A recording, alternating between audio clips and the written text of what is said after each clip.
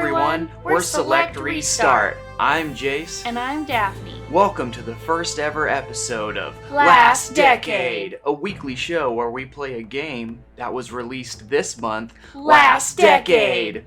We're going through some major life changes right now, but next month we will have another person playing a game with us for entertainment value. Our buddy Braden. This month, we're playing a game called King Arthur 2, the Role-Playing Wargame.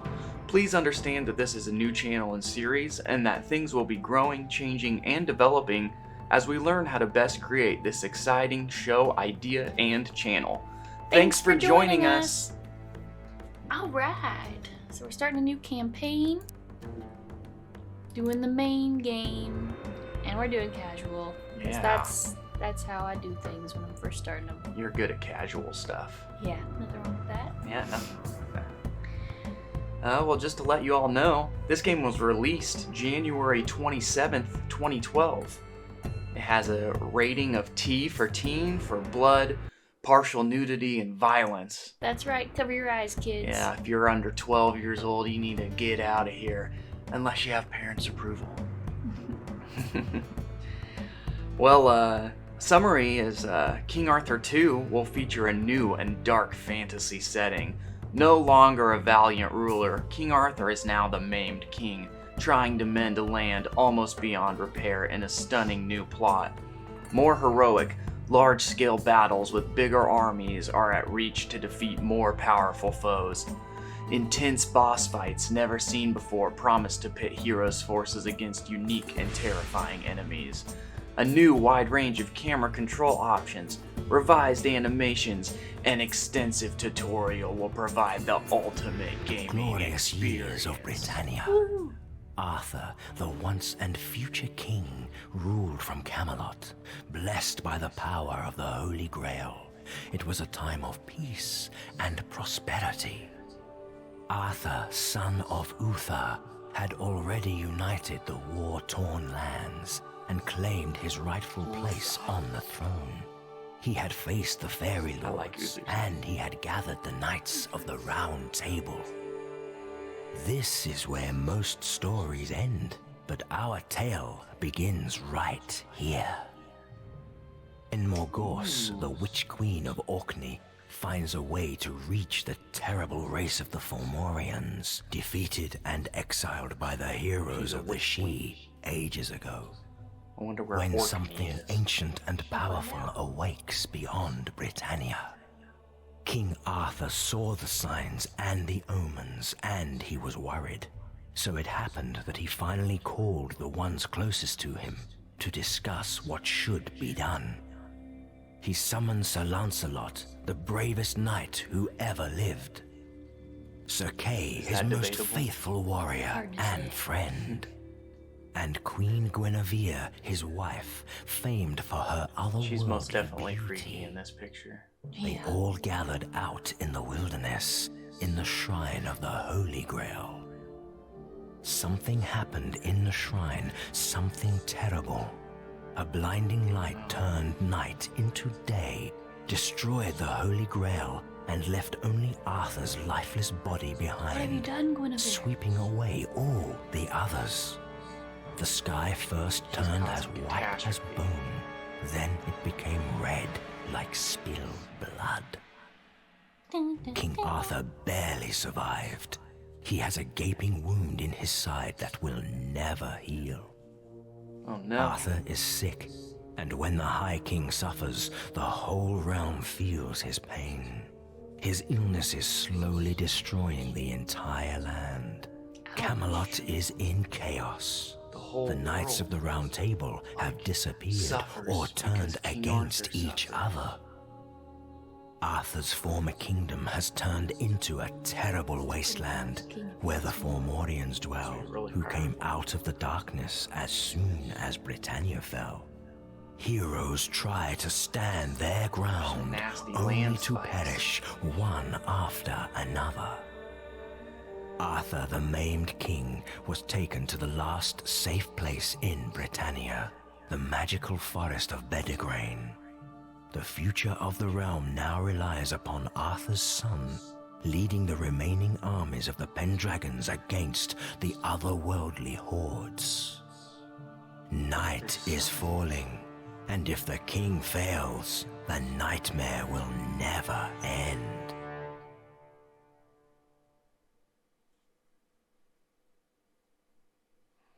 Looks like you're going into a perpetual nightmare. In just 1 year, the glorious kingdom of King Arthur has fallen apart.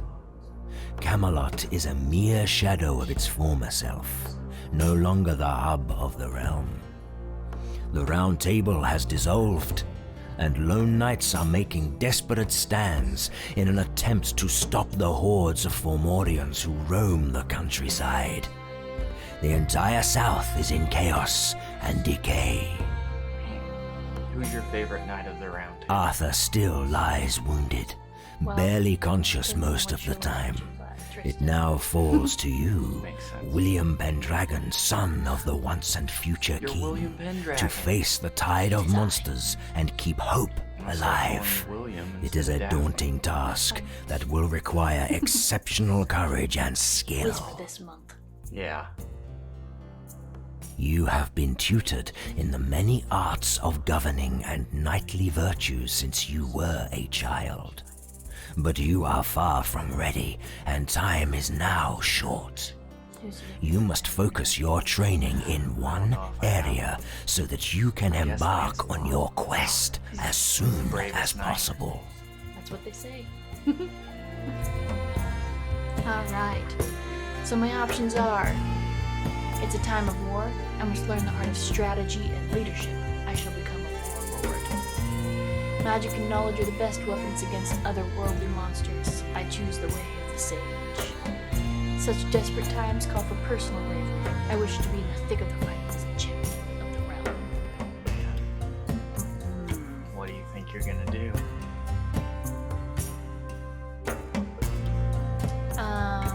I think I'm gonna go with the way of the sage. Ooh, we're gonna be a sage, huh? You begin your training, but there is much to be done in the meantime.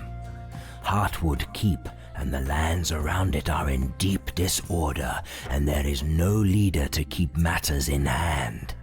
With the king incapacitated, you must govern the land in his stead. Uh-oh. But first, you must assume your position as leader.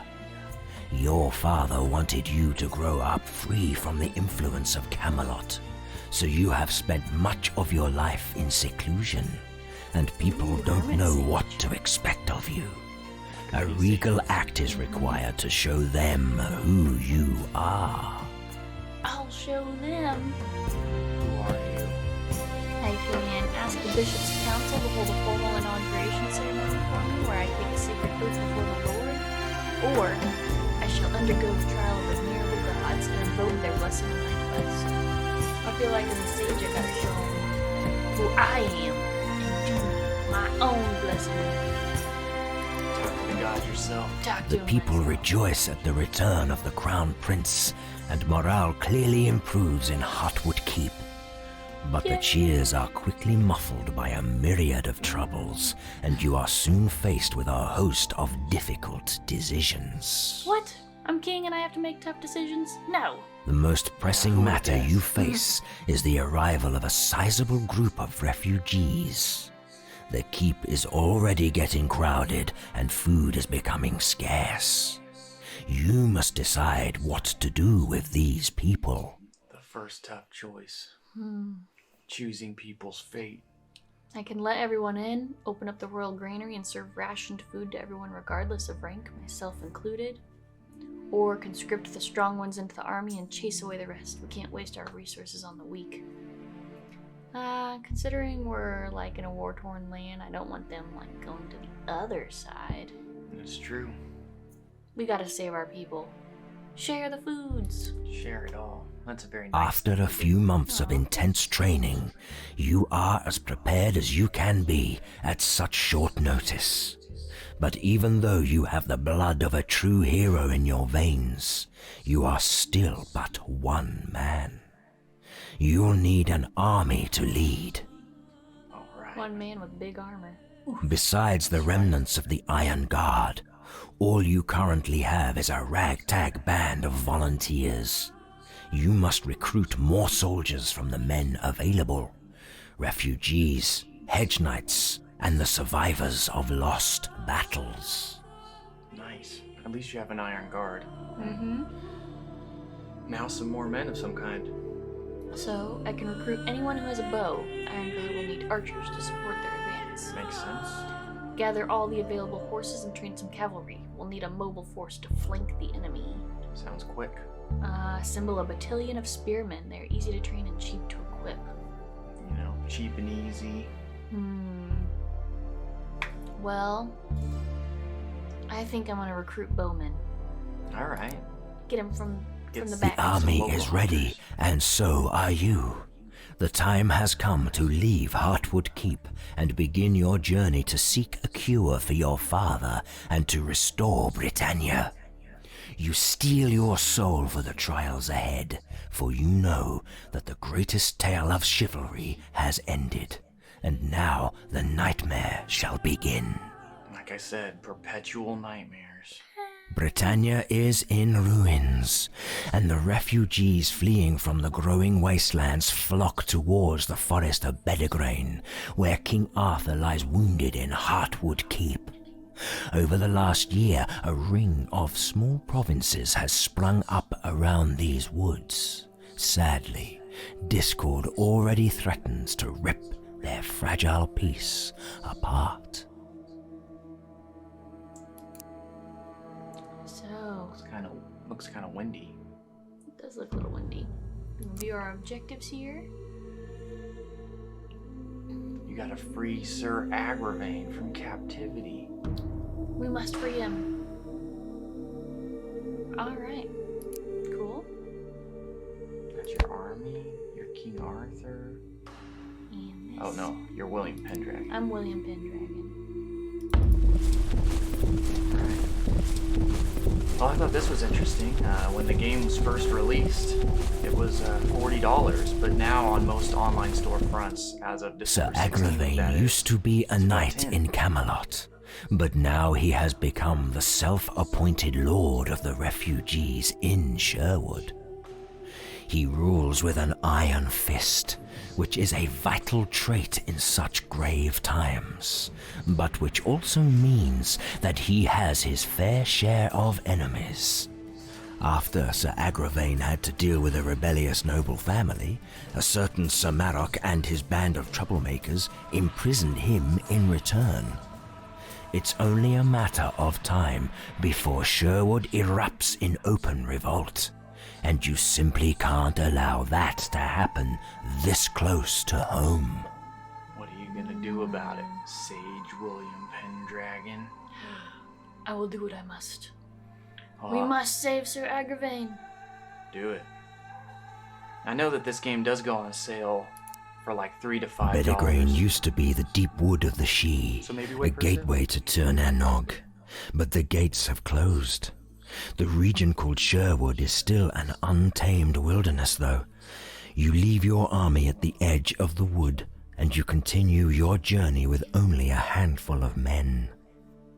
So, I can take the dirt road that cuts through the wilderness towards Greenway Castle, or move into the woods. What's smarter? I feel like they'll see me coming if I go on the dirt road. And Probably. I don't have a lot of men. We left most of them behind. So we're gonna go into the woods. Wise You can choice only of a move sage. slowly in the dense undergrowth, but it feels much safer than risking the open roads in a province close to open rebellion. Your hunch proves to be right when you notice a group of rebels, mostly archers, hiding in the bushes near the road. So we can avoid them and continue our journey to the castle in the woods, or attack them and take prisoners. What's the best option? I feel like we could try to avoid them, that they still might see us. And we could get information if we take prisoners, possibly. That's true. So let's take some prisoners. The rebellious Sir Marok is famed for his talent with the longbow, and his men also favor this weapon. which makes them weak in a melee. They still outnumber you though, and they put up stiff resistance before you finally prevail. You capture 2 rebels, but almost no one survives the battle unscathed. I always like the improv that he does when he reads. Doesn't read it perfectly. It's great. He's a good storyteller. Yes. All right, I'm gonna interrogate him. Tell me what you know. You learn that the castle was built in that part of the forest where even mortals could walk, and it was designed to withstand the attacks of the Sidhe. It has massive walls, but a tunnel leads from the cellar to the river. You leave 2 guards with the prisoners and leave. All right. You see a guard post built of crude logs blocking the road. It's huge, but it wouldn't be that hard to take it by force. Its main purpose seems to be to halt the passing wagons, not well-trained warriors. Well, we've already been in one battle, and we're not unscathed, as he said. Wounded. So I think we should go around, protect ourselves Go from through the woods. Greenway Castle is a dark, squat shadow above the ancient trees. The towers are huge and the iron gates are heavily guarded. To the west of it, you see a small river running through the trees. So we can wait till nightfall and then deal with the guards in silence, or try to find the secret tunnel that leads inside. Secret tunnel. Secret tunnel. The tunnel that leads into the dungeons is blocked by a thick grate, but you realize that the bars have rusted away. Marok's men neglected to replace the old grate, and soon you are heading deeper into the castle through the underground vaults. Just letting us waltz right in there. That's right. Through the secret The dungeon tunnel. is a maze of twisting tunnels, and it takes time until you find your way through the small cells and gloomy halls separated with thick oak doors. When you meet the first band of guards, you leave them to your men and hurry away to find Sir Agravain. Take care of these guards, men. Those doors are thick. Soon you find Sir Agravain. It turns out that Marok's men made him drink a brew that made him unable to use his arcane talents. When you release him from his cell, the knight asks you to go and find his faithful men, who are also imprisoned here. So I can do what he asks, help him find his men, or it's too risky to take him with me and leave the dungeons. I mean, you're only supposed to rescue him, but you only have a small band of warriors with you. I know, more men is better in case we get into trouble. You find Sir Agravain's warriors in a large room. You finish off the guards easily with some simple charms and give their weapons to the prisoners. Then you leave the dungeons immediately. You leave the grim castle in a hurry, but soon you hear the sound of horns echoing through the woods.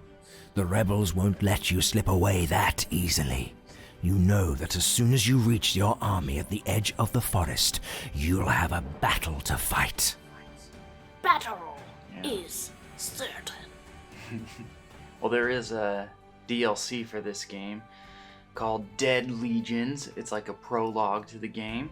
It was also released January 27th, 2012 on the same day as this game. Ooh. And it goes on sale pretty regularly for like $1 to $3. Cool. All right. Alrighty. Well, let's battle.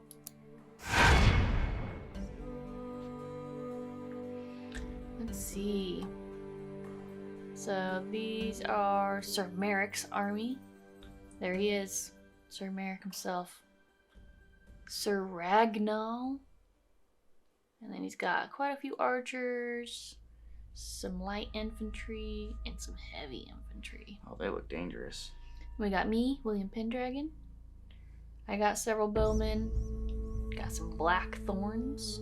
Got some Iron Guards, and some Deepwood Warriors. I wonder if those are who you saved. You should see if you can save from here. Doesn't look like it. Looks like you'll just have to click battle then. Alright. Battle! Ooh, who's that guy? I don't know. Like a demon king or He something. got some pointy nails. Well, this game was developed by Neocore Games. They're a Hungarian studio in Go Hungarians. Budapest, Hungary. Cool. Founded in 2005.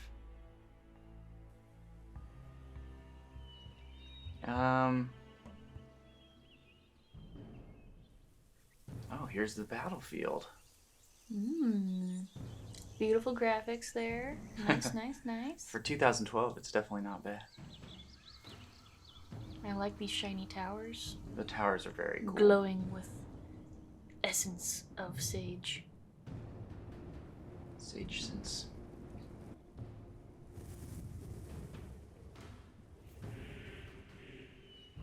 Oh, like dinosaur or something. Yeah, it doesn't have wings. It's probably So I'm not wondering if you can like take these particular spots on the battlefield, like send men to capture them. You know what I mean? I don't know, maybe. There hasn't been any specific information regarding that, but perhaps. I mean, it's just showing them all off to you here before Yeah. the battle. It's interesting for sure. Yeah. Well, Neocore Games, they're most known for their work in the role-playing game genre, exemplified by their King Arthur the Role-Playing Wargame series, which is what we're playing right now. They've also released a handful of, like, the King's Crusade games, and Crusader, Thy Kingdom Come, and then the Incredible Adventures of Van Helsing as well. So it looks like they have some video tutorials if I want to learn how to fight. But I'm more of a wing kind of person, especially in casual. Yeah. So, alright. Well, We are maybe. in deployment stage. Yeah, maybe you should deploy your men on the next episode, though. That sounds good. Next episode, we will battle. All right. Well, thanks for stopping by this episode, everybody. Yes, thank you so much for being here with us. This is the first episode, of course, and we should have an episode coming out every week. So come back next week and see where King Arthur 2, the role-playing war game, takes us. Woohoo! And we'll be playing a new game each month from the last decade. That's so right. Feel free to join in next month as well as we play a new game. Yep, would love for y'all to subscribe, and if you want to comment and let us know what you think so far. We think this is a pretty cool idea, so we're really excited for it. So Heck yeah. thanks for joining us on Last Decade!